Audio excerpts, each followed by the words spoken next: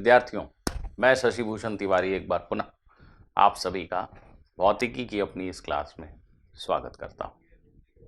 पिछली कक्षा में हम न्यूटन के गति के नियमों के अनुप्रयोगों पर ध्यान दे रहे थे। इसी चर्चा को आज हम आगे बढ़ाएंगे और न्यूटन के गति के नियम पर आधारित अन्य प्रकार के प्रश्नों को हल करने का प्रयास करेंगे। तो ये रहा आपके लिए पहला प्रश्न।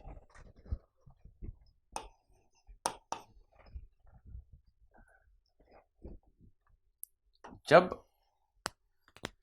कई पिंड आपस में जुड़े हों, कनेक्टेड हों और गतिशील हों, त्वरित हों, ऐसे प्रश्नों पर सबसे पहले हम विचार करते हैं। यहां कल्पना करो कि तीन ब्लॉक एक क्षैतिज सतह पर एक डोरियों के माध्यम से, दो डोरियों के माध्यम से ऐसे जोड़कर रखे गए। सरलता के लिए मैं मान लेता हूं कि इन तीनों ब्लॉकों के द्रव्यमान समान है, m, m और m। ये दोनों डोरियां क्षैतिज हैं एवं हल्की हैं, इनका कोई द्रव्यमान नहीं है। अब कल्पना करो कि ब्लॉक सी को मैं एक क्षैतिज बल F आरोपित करके खींचने का प्रयास करता हूं। यह क्षैतिज सतह घर्षण रहित है, स्मूथ है, और यह बल F आरोपित करके मैं इस, एक तरह से ट्रेन है ना, 3 डब्बों वाली ट्रेन, तो इस ट्रेन को खींचने का प्रयास कर रहा हूं। जो डोरियां हैं वो भारहीन है, बहुत हल्की है ना। आपको इन दोनों डोरियों में तनाव का मान ज्ञात करके बताना है। दोनों डोरियों में तनाव ज्ञात करें।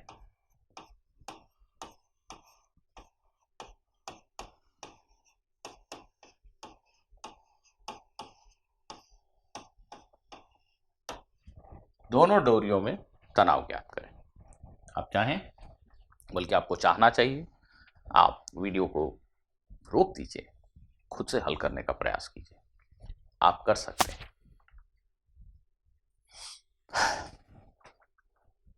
सबसे पहली चीज जो हमें यहां पर देखनी चाहिए कि ये 3 ब्लॉक का जो निकाय है ये त्वरित होगा।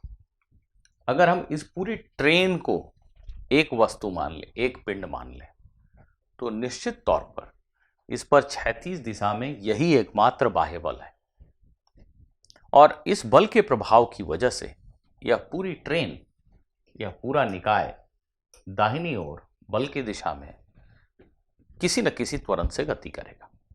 मान लिया त्वरण का मान है a। अब इस त्वरण का मान ज्ञात करना बेहद सरल है ना। कितना है त्वरण का मान? त्वरण का मान बता दीजिए। F/3 है। क्षैतिज दिशा में इस पूरे निकाय के ऊपर एकमात्र बाह्य बल F है। अन्य कोई क्षैतिज बल आपको दिखता है? नहीं। और पूरे निकाय का द्रव्यमान 3m है। तो पूरा निकाय एक ही त्वरण से गति करेगा और त्वरण का मान है F/3m। ये डब्बे आपस में डोरियों से जुड़े हुए हैं। इस बात का अर्थ यही हुआ ना कि ये तीनों साथ चलेंगे, ये तीनों समान वेग से, समान त्वरण से गति करेंगे, क्योंकि ये आपस में रस्सी से जुड़े हुए हैं। तो जुड़े होने का यही तो अर्थ हुआ। ये आगे चला जाए, ये पीछे छूट जाए, ये कैसे हो सकता है? ये भी चलेगा। ट्रेन का इंजन जब आगे जाता है तो उसके साथ साथ सारे जुड़े हुए डब्बे भी चलते हैं। हाँ, कोई डब्बा अगर जुड़ा ना हो तो वो जरूर पीछे छूट जाएगा, पर यहाँ सारे डब्बे आपस में जुड़े हुए हैं। ऐसा नहीं है कि इस निकाय पर सिर्फ यही बल लग रहा है।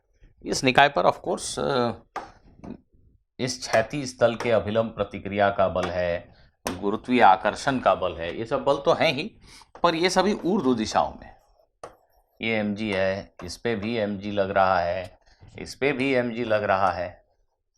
इस पे एक अभिलंब प्रतिक्रिया का बल है, इस पे भी एक अभिलंब प्रतिक्रिया का बल है और इस पे भी एक अभिलंब प्रतिक्रिया का बल, ये तो है। परंतु ये बल ऊर्ध्व दिशा में, अगर मैं बातचीत में आसानी के लिए इसको x और इसको y मानूं तो ये बल y दिशा में लग रहे हैं। और निश्चित तौर पे समझा जा सकता है कि y दिशा में यह निकाय गति करने से रहा नहीं गति करेगा, क्योंकि ये टेबल पे रखा है और आप इसे क्षैतिज खींच रहे हो। तो यदि आपसे पूछा जाए कि y दिशा में गति क्यों नहीं है, त्वरण क्यों नहीं है, तो उसका उत्तर आप दे सकते हो कि ये n और mg दोनों बराबर हैं हर ब्लॉक के ऊपर, तो किसी भी ब्लॉक के ऊपर कोई ऊर्ध्व बल नहीं लग रहा है। तो यदि n का मान पूछा जाए तो हम बता सकते हैं कि इनमें से प्रत्येक n mg के बराबर है। बहरहाल इस प्रश्न में यह नहीं पूछा गया। कुल मिलाकर प्रश्न की जो भावना है उससे हमें ये समझ में आता है कि ऊर्ध्व दिशा में किसी प्रकार के विश्लेषण की आवश्यकता है नहीं, सिर्फ क्षैतिज दिशा में क्या हो रहा है इसी पर ध्यान लगाने की आवश्यकता है। तो क्षैतिज दिशा में इस पूरे ट्रेन का त्वरण F/3m होगा, ये बात पक्की है, क्योंकि पूरे निकाय का द्रव्यमान 3m है और बाह्य बल का मान F है, अर्थात त्वरण F/3m हुआ। अब मुझसे कहा गया कि इस डोरी में तनाव बताओ, तनाव बताओ, तनाव बताओ, तनाव बताओ। इससे सिर्फ तनाव बढ़ेगा, तनाव पता नहीं चलेगा। तनाव बताओ को हमें एक थोड़ी दूसरी भाषा में कहना पड़ेगा, जिससे कि हम एक समीकरण स्थापित कर सकें और तनाव बल का मान निकाल सकें। तनाव बताओ का अर्थ क्या है? उसका अर्थ है हमें यह बताना है कि यह डोरी इस ब्लॉक को अपनी तरफ कितने बल से खींच रही है। मान लो T1 बल लगा रही है डोरी इस ब्लॉक के ऊपर, या यही डोरी इस वाले ब्लॉक को अपनी तरफ कितने बल से खींच रही है। यह डोरी भारहीन है, यहां हर जगह तनाव का एक ही मान होता है और डोरी अपने सिरों पे, अपने किनारों पे बंधी हुई चीजों को अपनी ओर खींचती है। कोई भी डोरी पुल करती है, पुश कभी नहीं, धक्का कभी नहीं दे सकती। तो ये डोरी इस ब्लॉक को अपनी तरफ खींच रही है T1 बल से, यही डोरी इस ब्लॉक को अपनी ओर खींच रही है T1 बल से। ये जो T1 है यही डोरी का तनाव है। तो तनाव बताओ का अर्थ है डोरी ने ब्लॉक C पर या ब्लॉक B पर कितना बल आरोपित किया, यह बताओ। जब हमें इस निकाय के त्वरण के बारे में सोचना था तो हमने यह नोटिस किया कि यह तीनों ब्लॉक एक साथ चल रहे हैं, तो पूरे को एक निकाय मान लो और त्वरण लिख दो। इन आपसी बलों में उलझने की आवश्यकता ही नहीं है, आंतरिक बलों के बारे में सोचने की दूर दूर तक कोई आवश्यकता नहीं है। परंतु प्रश्न बनाने वाले ने आपसे इन्हीं आंतरिक बलों के बारे में पूछा है। वो पूछ रहे हैं कि बताओ डोरी इस ब्लॉक पर या इस ब्लॉक पर कितना बल आरोपित कर रही है, यही डोरी का तनाव है। यह ज्ञात करने के लिए हमें सिर्फ ब्लॉक C की गति का विश्लेषण करना होगा, या फिर हम B की गति का विश्लेषण कर सकते हैं, या B और A को एक पिंड मानकर उसकी गति का विश्लेषण कर सकते हैं। यह बल समीकरण में तभी आएगा जब हम अलग से C को कंसिडर करें या फिर B को कंसिडर करें, क्योंकि अगर इसको एक निकाय मानते रहेंगे तो ये आंतरिक बल है, ये किसी समीकरण में आएगा ही नहीं, और जब आएगा नहीं तो उसका मान कैसे निकलेगा भला। चलिए हम ऐसा करते हैं कि हमने सोचा डोरी में तनाव का मतलब हुआ डोरी इस ब्लॉक C पर कितना बल आरोपित कर रही है, हमें ये ज्ञात करके बताना है। इसके लिए हम ब्लॉक C, सिर्फ ब्लॉक C पर ध्यान देंगे और अब कुछ इस प्रकार से सोचेंगे। हमें यह ज्ञात है, हमारे पूर्व के अध्ययन से यह ज्ञात है कि ब्लॉक C F/3m के त्वरण से गतिशील है।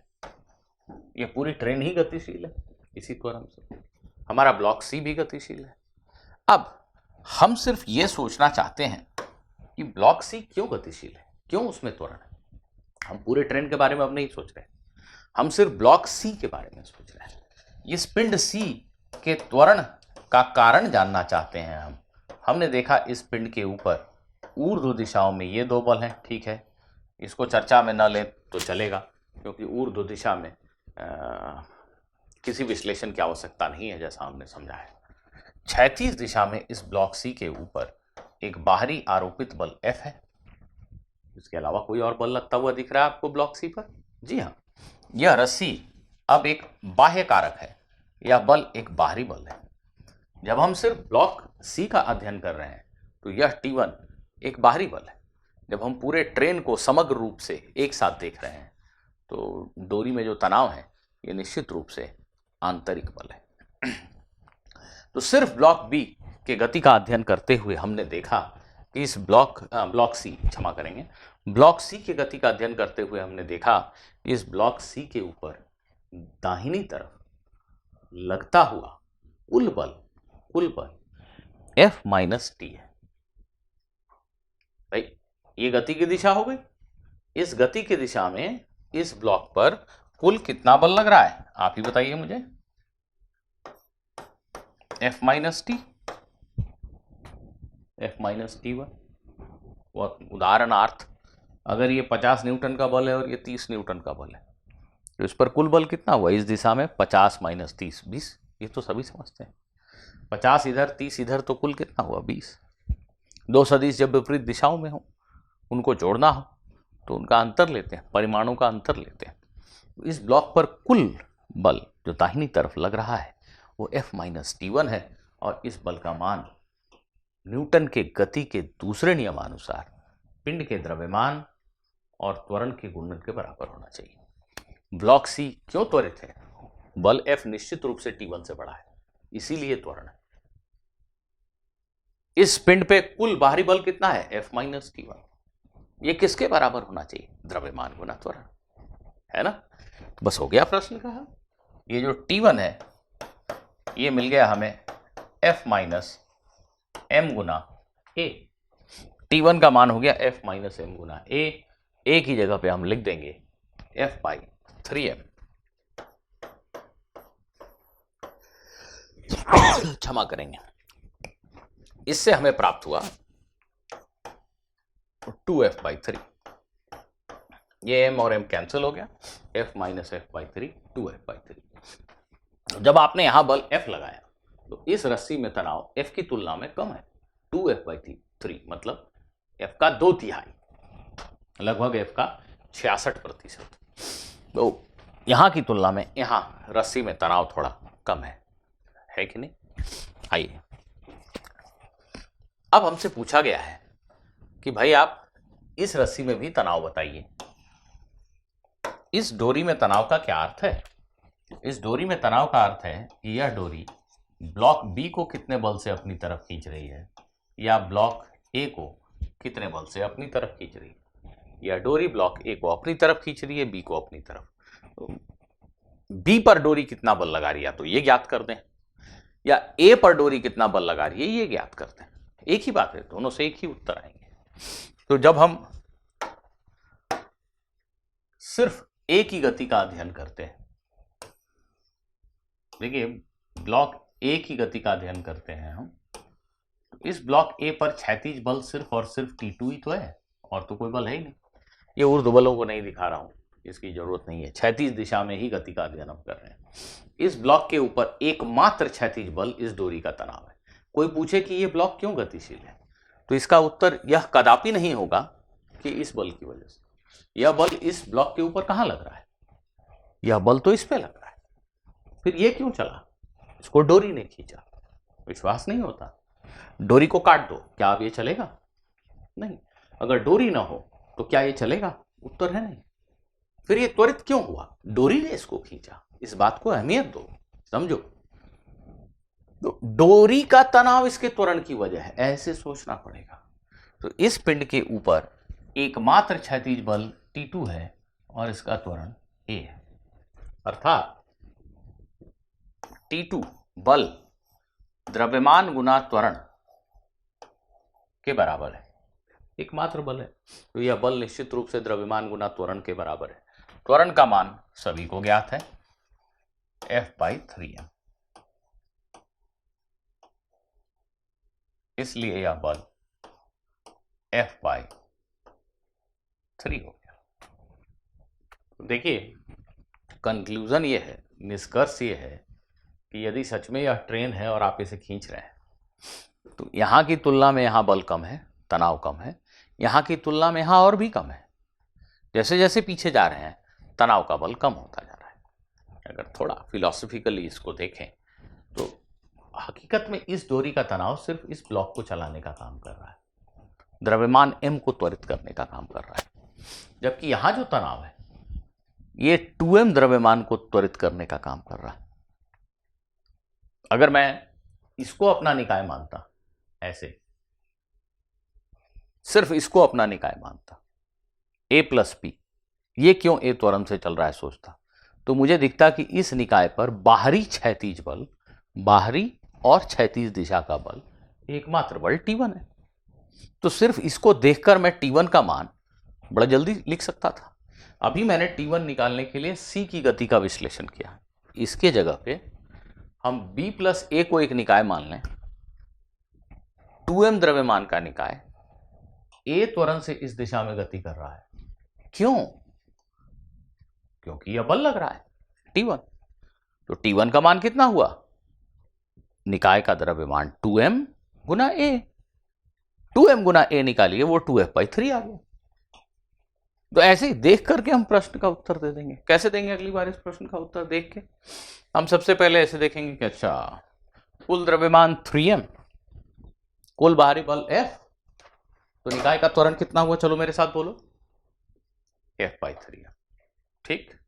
अब इस डोरी का तनाव, ये डोरी का तनाव निकालने के लिए हम सिर्फ इसकी गति का अध्ययन करेंगे। यह पिंड त्वरित है, क्यों? T2 की वजह से। तो T2 का मान कितना हुआ? पिंड का द्रव्यमान m गुना त्वरण a। पिंड का द्रव्यमान m गुना त्वरण a, त्वरण का मान है F/3। इस रस्सी का तनाव कितना हुआ? उसके लिए हम इसको अपना निकाय मान लेते हैं। दो डब्बों की इस ट्रेन को देखिए, ये a त्वरण से क्यों चल रहा है, ये सोच रहे हैं। उसके पीछे एकमात्र कारण दिखता है T1। तो T1 कितने के बराबर हुआ? 2m गुना त्वरण a। तो 2m गुना a करेंगे तो फिर से हमें मिलेगा 2f/3। प्रश्न मुंह जवानी सॉल्व हो गया।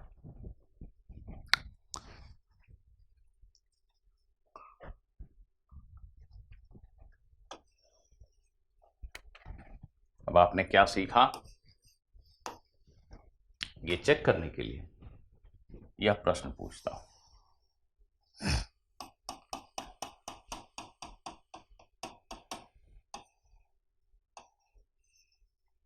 ये 4 kg का डब्बा A, इसके पीछे रखा हुआ है 2 kg का डब्बा B। ये क्षैतिज सतह बिल्कुल स्मूथ है। अब इस पर आरोपित करते हैं हम एक बल F।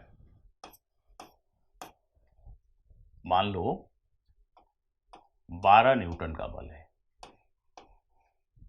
ठीक है। एक क्षैतिज बल 12 न्यूटन का 2 kg के डब्बे पे लगा के उसे धकेल रहे हैं। बताओ ब्लॉक ए बी पर कितना बल लगा रहा है?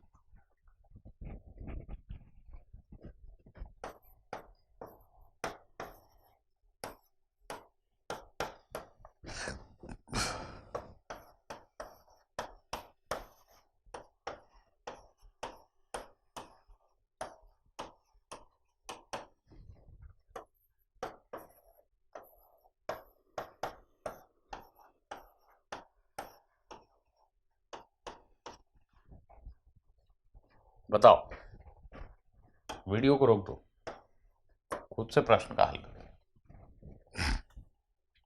करना ही पड़ेगा, खुद ही हल करना पड़ेगा, तभी सीखोगे।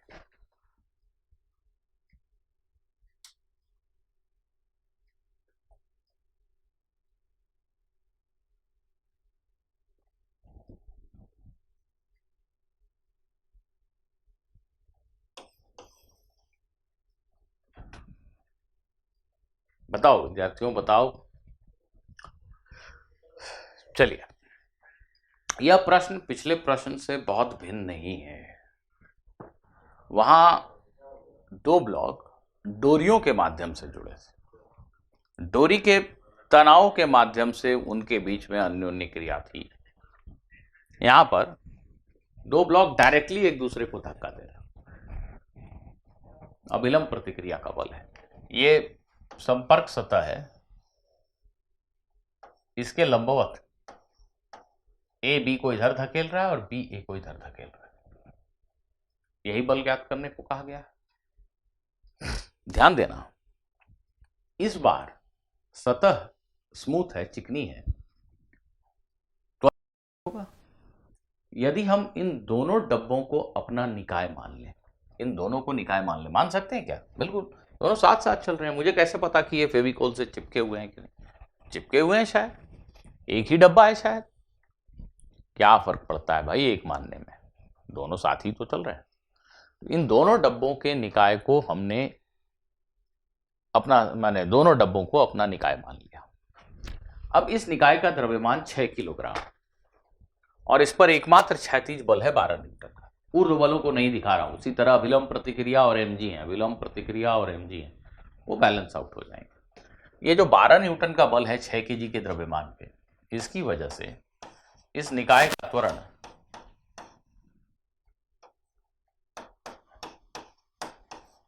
2 मीटर प्रति सेकंड स्क्वायर है। 12 न्यूटन का बल और 6 किलोग्राम का द्रव्यमान, तो 2 मीटर प्रति सेकंड स्क्वायर के त्वरण से ये दोनों ब्लॉक गतिशील हैं। पूरा निकाय 2 के त्वरण से चल रहा है। अब प्रश्न में पूछा गया है कि ब्लॉक ए बी पर कितना बल लगा रहा है, या आप कह सकते हैं कि बी ए पर कितना बल लगा रहा है। एक ही बात है, दोनों बराबर और विपरीत बल एक दूसरे के ऊपर आरोपित कर रहे हैं।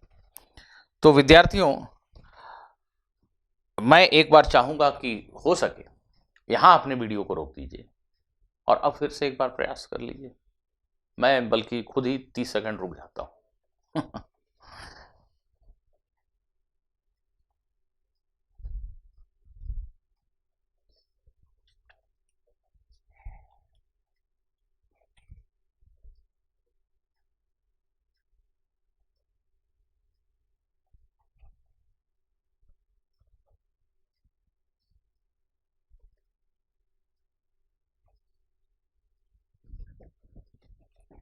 बता दिया शायद, जरूर। अब ए ने बी पर या बी ने ए पर कितना बल लगाया, ये जानने के लिए ये आवश्यक है कि हम बी को अलग से अध्ययन करें, बी की गति का अध्ययन अलग से करें, या ए की गति का अध्ययन अलग से करें। कोई भी, दोनों में से कोई भी ले लें, उत्तर आ जाएगा। चलिए हम ब्लॉक ए की गति का अध्ययन करेंगे। सिर्फ ब्लॉक ए के बारे में सोचते हैं। क्यों? क्योंकि प्रश्न में पूछा गया ए और बी के बीच का बल बताओ। तो बी ने ए को कितने बल से धक्का दिया, ये तो तभी पता चलेगा ना जब ए को अलग से लेंगे। मान लेते हैं बी ने ए को जिस बल से धक्का दिया उस बल का नाम है एन।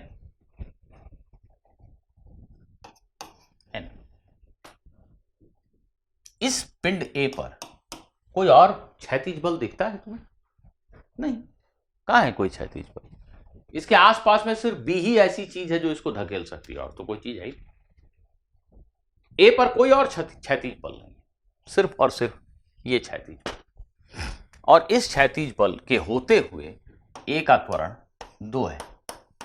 त्वरण तो हमें पहले से पता है। सोचने का तरीका अभी भी नहीं समझ पा रहे हैं तो समझिए। दोनों को एक निकाय लिया, ये कंप्लीट एक सिस्टम है, एक ऑब्जेक्ट है, एक चीज है, एक वस्तु है। तो ये दोनों आपस में क्या बल लगा रहे हैं, इससे क्या मतलब है? नहीं मतलब, वो आंतरिक बल है। परंतु प्रश्न बनाने वाला खोद कर पूछ रहा है कि ए बी पर या बी ए पर कितना बल लगा रहा है, यही बताओ।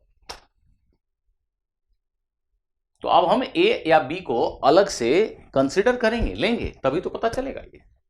तो बी ए को एक बल से धक्का दे रहा है जिसका नाम हमने रख दिया एन। ए पर लगने वाला ये एकमात्र बल है। यदि बी पीछे से न धकेले तो ए चलेगा क्या? नहीं भाई।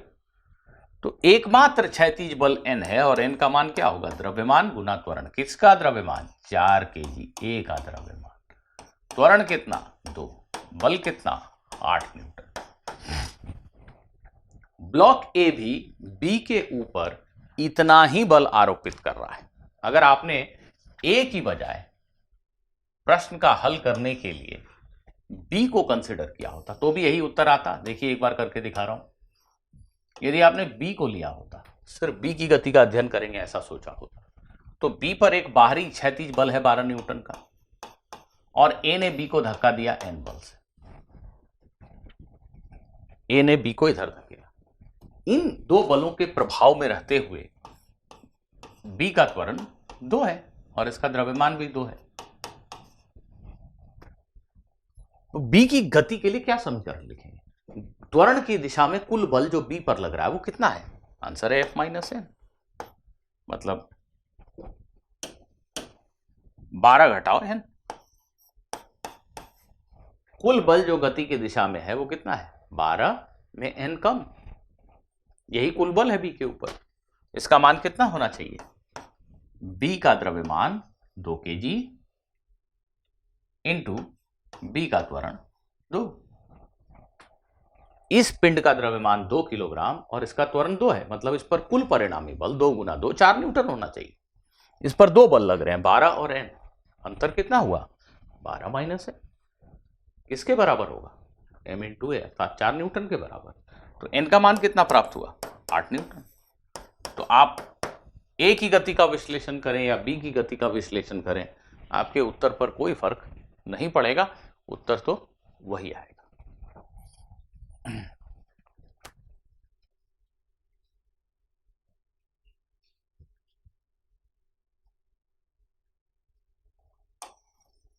चलिए अब हम एक ऐसा प्रश्न लेते हैं, ध्यान दीजिएगा। कल्पना करो कि इस क्षैतिज चिकने सतह पर, यह सतह स्मूथ है, घर्षण नहीं है, ये 2 kg द्रव्यमान का एक ब्लॉक है। इस ब्लॉक को एक अच्छी मोटी रस्सी से बांधा गया है। ये रस्सी है, इस रस्सी का द्रव्यमान भी 2 किलोग्राम है। ठीक। और अब मैं इस रस्सी के सिरे को, कल्पना करो कि 8 न्यूटन का बल से 8 न्यूटन का बल अप्लाई करके खींच रहा हूं। 8 न्यूटन का बल। रस्सी क्षैतिज है ऐसा मान लो, ठीक है, रस्सी क्षैतिज है ऐसा मान लो, या रस्सी फर्श के ऊपर रखी है ऐसा सोचो, मोटी रस्सी है, उसको तुम खींच रहे हो तो क्षैतिज रहेगी। तो रस्सी क्षैतिज है, 2 kg द्रव्यमान का ब्लॉक 2 किलोग्राम भार वाली रस्सी से बंधा है, और रस्सी के इस किनारे को मैं 8 न्यूटन के क्षैतिज बल से खींच रहा हूं। आपको बताना है कि रस्सी के मिड पॉइंट, बीच वाले बिंदु पर, रस्सी के केंद्र बिंदु पर तनाव क्या होगा?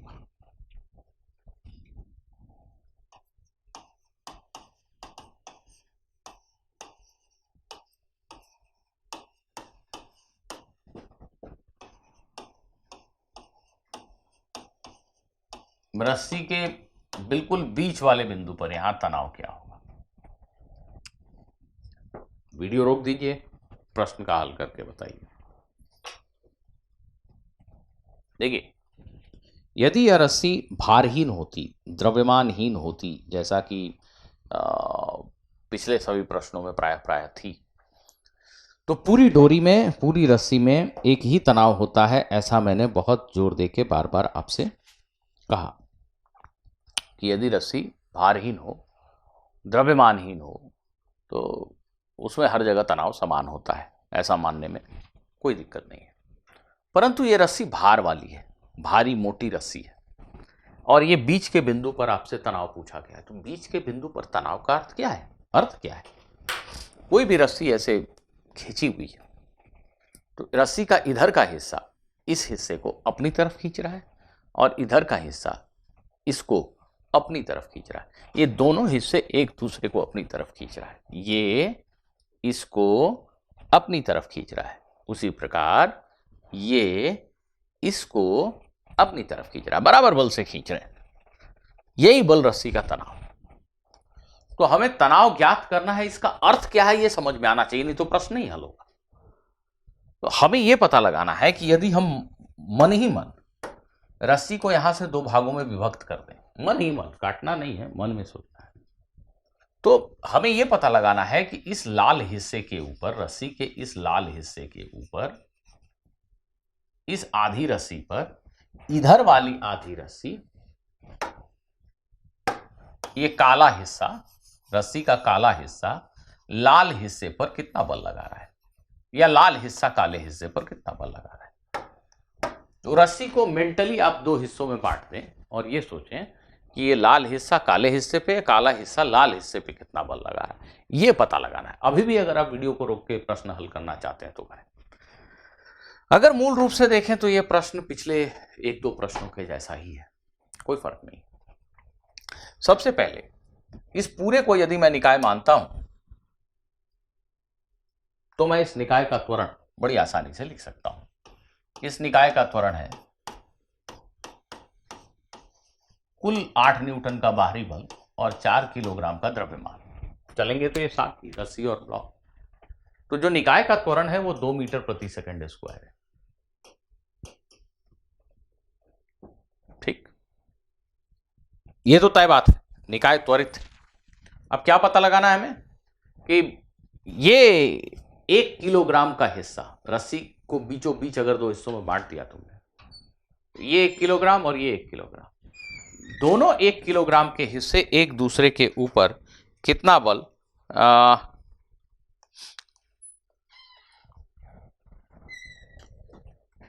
ये दोनों एक दूसरे पर कितना बल आरोपित कर रहे हैं। अब हल करना चाहेंगे आप? जहां लगे कि तुम कर सकते हो इसके बाद वहीं वीडियो रोक दो यार, खुद करो।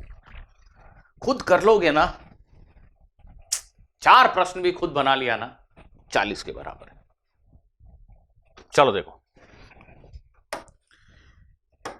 ये हिस्सा इस पे, ये हिस्सा इस पे कितना बल लगा रहा है जानने के लिए हमें या तो इस हिस्से को अलग से कंसीडर करना पड़ेगा या इसको। चलिए मैं लाल हिस्से को सिर्फ अलग से कंसीडर करता हूं। इसका अर्थ यह हुआ कि मैं अभी यह चिंता करने जा रहा हूं कि रस्सी का ये लाल हिस्सा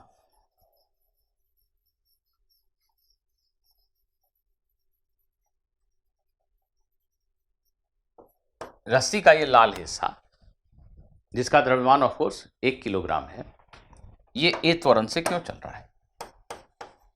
इसका त्वरण कितना है, पूरी निकाय का त्वरण है 2।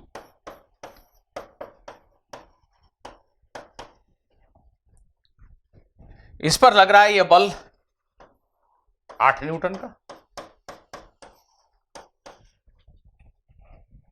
ठीक, और ये जो हिस्सा है, इधर वाला हिस्सा, ये इसको अपनी तरफ खींच रहा है। यही तनाव तो निकालने को कहा जा रहा है आपसे कहा जा रहा है कि ये ज्ञात करो कि रस्सी के दोनों हिस्से एक दूसरे पे कितना बल लगा रहे हैं। तो भाई यही बल तो निकालने को कहा जा रहा है ना। ये जो रस्सी का हिस्सा है, ये इस हिस्से को कितने बल से खींच रहा है, या ये हिस्सा इसको अपनी तरफ कितने बल से खींच रहा है। तो हमने सिर्फ ये लाल वाले हिस्से की गति का अध्ययन करने का निर्णय लिया। तो इस लाल वाले हिस्से पे एक बाहरी बल है 8 न्यूटन का, और ये जो पीछे का हिस्सा इसको अपनी तरफ खींच रहा है। रस्सी खींचती है, धकेलती नहीं है। ये जब 2 डब्बे थे ऐसे, तो ये डब्बा इसको धकेल रहा था, पर जब ये रस्सी के 2 हिस्सों की बात हो रही है तो रस्सी आगे वाले हिस्से को पीछे वाली रस्सी अपनी तरफ खींच रही है। तो इस 1 किलोग्राम के द्रव्यमान पे कुल बल है 8 - t। कुल बल गति की दिशा में कितना है, 8 में t कम, और इसकी वजह से 1 किलोग्राम के द्रव्यमान का त्वरण 2 है। तो 1 किलोग्राम द्रव्यमान का त्वरण 2 है, अर्थात कुल बाहरी बल 1 × 2 न्यूटन है। तो 8 - t का मान 2 होना चाहिए, जिससे t आपको ज्ञात हो गया 6 न्यूटन। तो रस्सी के बीच का हिस्से, रस्सी के बीच के बिंदु पर जो तनाव का मान है वो 6 न्यूटन है। शायद आप लोग समझ गए होंगे कि अगर मैं इसकी जगह इसको अपना निकाय मान लेता तो भी प्रश्न का उत्तर आ जाता। मुंह जवानी आ जाएगा, सोच के देखिए। ये 2 kg और ये 1 kg, ये हिस्सा 1 kg, ये 3 kg का निकाय 2 के त्वरण से चल रहा है। क्यों चल रहा है? क्योंकि ये लाल वाला हिस्सा यहाँ पे इसको खींच रहा है टी बल से। कितना है टी बल? द्रव्यमान 3 किलोग्राम इंटू त्वरण 2, 3 गुना 2 6 न्यूटन उत्तर। अरे है कि नहीं है? बिल्कुल है। आशा करता हूं आप मेरी इस बात को समझ गए हैं। आइए आगे बढ़ते हैं।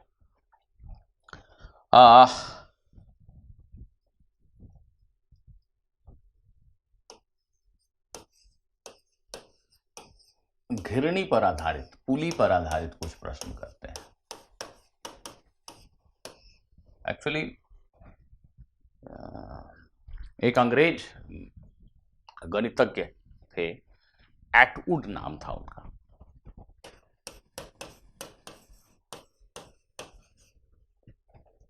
वो अपने विद्यार्थियों को अपनी प्रयोगशाला में इस प्रकार के यंत्रों के माध्यम से कुछ कुछ पढ़ाया करते थे।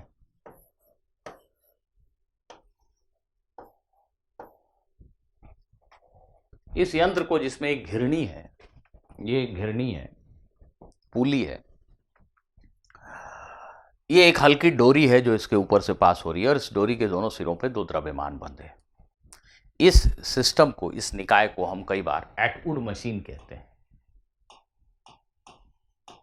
एटवुड की मशीन कहते हैं क्योंकि एटवुड नाम के वैज्ञानिक, बेसिकली गणितज्ञ थे, वो अपने विद्यार्थियों को इस तरह के इक्विपमेंट, इस तरह के मशीन के ऊपर काफ़ी कुछ पढ़ाया करते थे। तो इससे नाम आया एटवुड मशीन। तो आपने शायद सभी बच्चों ने अपने पुस्तकों में इस प्रकार के कई चित्र देखे होंगे और परेशान भी करते होंगे ये चित्र आपको कि ये क्या है। तो इसका अध्ययन अब हम प्रारंभ करते हैं। सबसे पहले मैं एक बड़ा ही सरल सा प्रश्न आपसे पूछना चाहूँगा कि ये घिरनी का उपयोग है क्या? कुएं से पानी निकालने के लिए घिरनी का उपयोग करते क्यों है? घिरनी क्या करती है? बल को बढ़ा देती है। ये ऐसा करते हैं ना, ये घिरनी है, इससे एक रस्सी जा रही है, ये बाल्टी है जिसमें पानी भरा है और आप यहाँ कहीं ऊंचाई पे खड़े होकर रस्सी को नीचे खींच रहे हो। ऐसा कुएं से पानी निकालते हैं। तो घिरनी का क्या रोल है? अगर मैं डायरेक्टली पानी निकालूं तो क्या हो जाएगा? आई मीन, अगर मैं ऐसा कर पाऊं,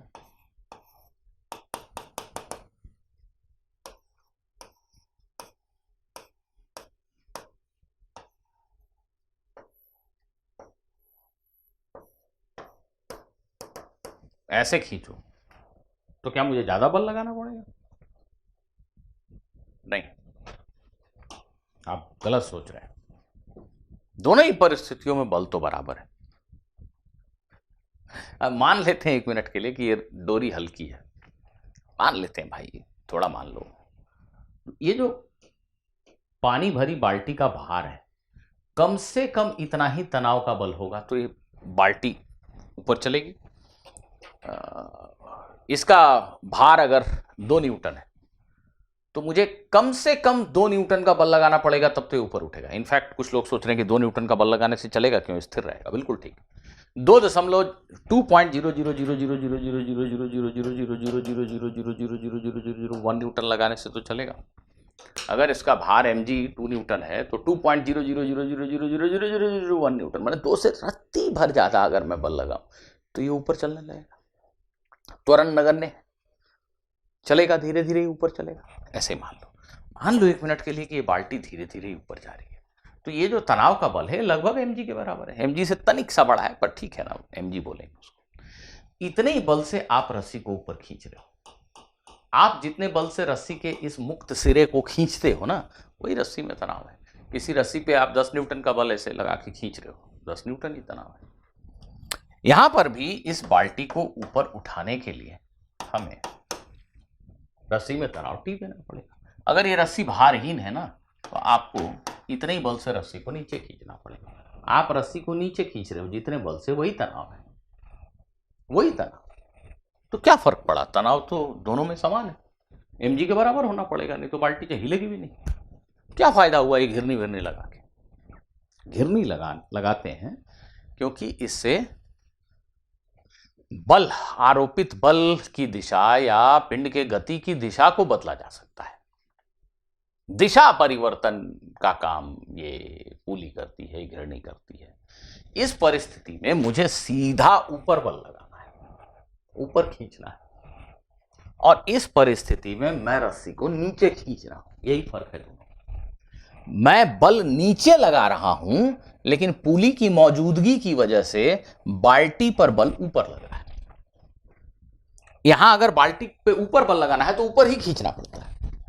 यहां मैं नीचे खींच रहा हूं, लेकिन बाल्टी पे बल ऊपर लग रहा है कि नहीं? तो इसका कोई फायदा? बिल्कुल, ये व्यवहारिक फायदा है। आप कभी प्रयास करके देखिए, आपको नीचे से ऊपर खींचना हो तो बहुत मुश्किल होगा। ऊपर से नीचे खींचना आसान है। क्यों? अरे कुछ नहीं तो बंदर की तरह लटक जाओ पकड़ के, अपने भार का उपयोग कर लो यार। तो ऊपर से नीचे खींचना आसान होता है ना भाई, अपने भार का हम उपयोग कर सकते हैं। और यहां ऐसे खींचना बड़ा कष्टदायक है, हमारा भार हमारी मदद नहीं करता, तो हम ऊपर से नीचे खींचना पसंद करते हैं। हम ऊपर से नीचे खींचे और बाल्टी पे बल ऊपर लगे, ये तभी संभव है जब ऐसा। यही घिरनी। हम इस रस्सी को नीचे खींच खींच के फेंकते जा रहे हैं, ये रस्सी का किनारा नीचे जा रहा है, लेकिन ये किनारा ऊपर जा रहा है। तो इस घिरनी की गति की दिशा बदल गई, हम नीचे खींच रहे हैं, ये ऊपर जा रहा है। यही घिरनी का मूल उपयोग है बेसिकली। चलिए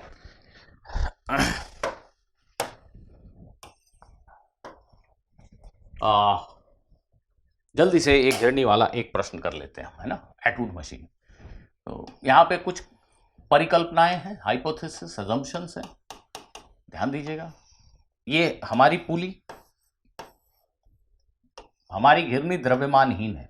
अरे कौन सी घिरनी द्रव्यमानहीन होती? मान ले भाई, हल्की प्लास्टिक की बनी, ऐसा मान ले। रस्सी द्रव्यमानहीन है, ठीक है। पुली में जब भार होगा तो क्या होगा, ये बहुत आगे के पाठ में पढ़ेंगे जरूर। तो ये जो पुली है और ये जो स्ट्रिंग है, स्ट्रिंग माने डोरी है ना, ये दोनों ही मासलेस है। मासलेस मतलब भारहीन है, भारहीन।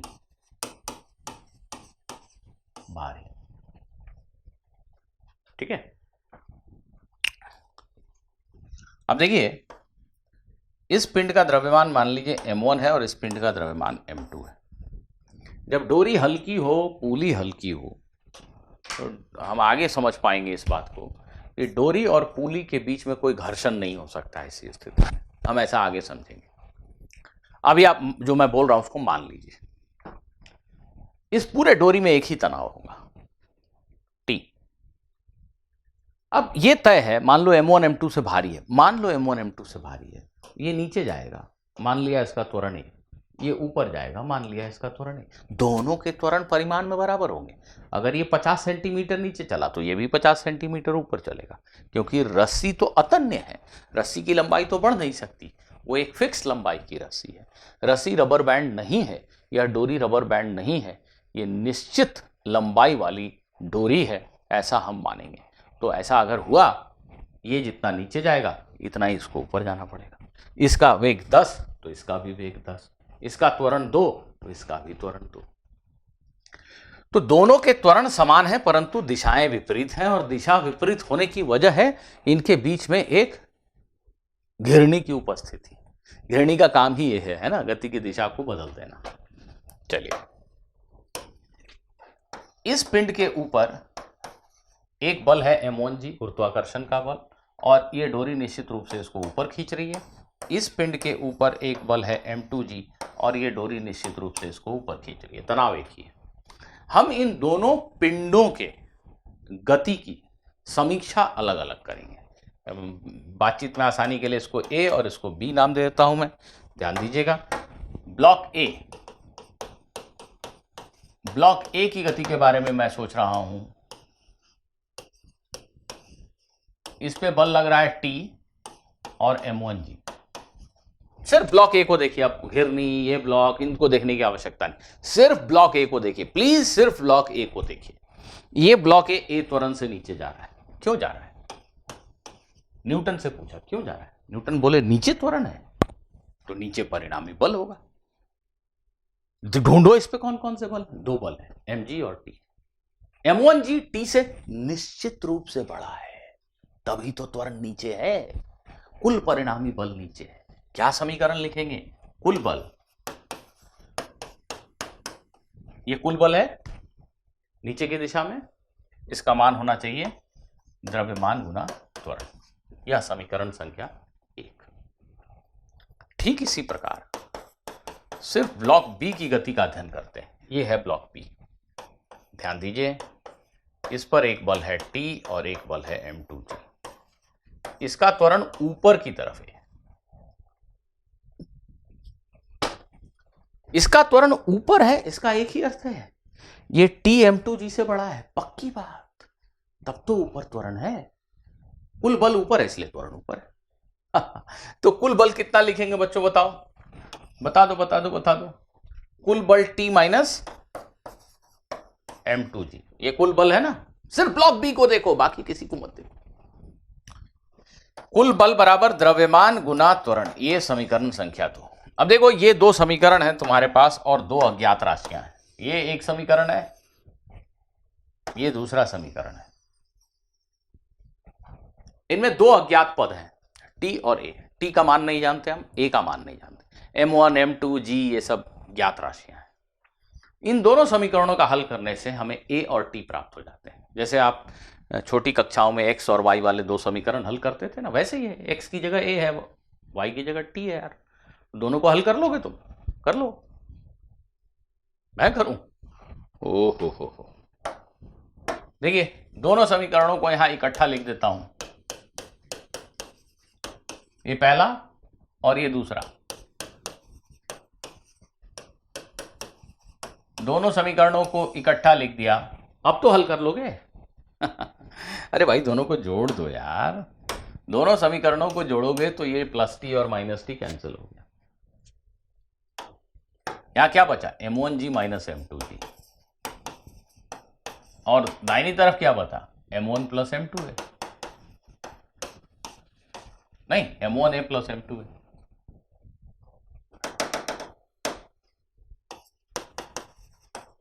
ऐसा, यहां g कॉमन ले लिया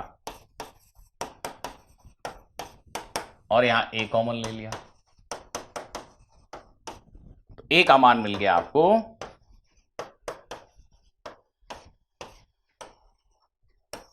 ये सूत्र बन गया, रट लो।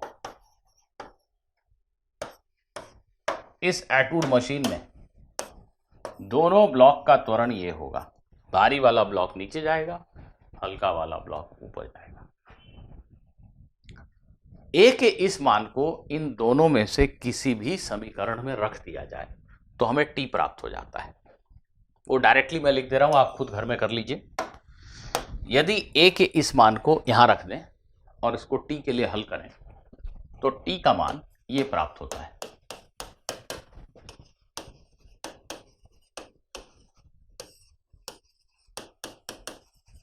ये आप स्वयं हल करके जरूर देख लीजिएगा एक बार।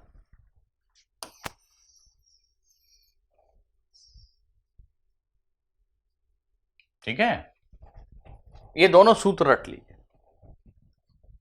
तो न्यूटन के गति के नियम का प्रयोग करके हमने डोरी में तनाव का मान भी ज्ञात कर लिया और दोनों ब्लॉकों के त्वरण का मान भी ज्ञात कर लिया। ठीक है, तो विद्यार्थियों आज की कक्षा में इतना ही। अगली क्लास में इस चर्चा को हम आगे बढ़ाएंगे और पुली पर आधारित कुछ और प्रश्नों का हल भी करेंगे। तब तक के लिए अलविदा।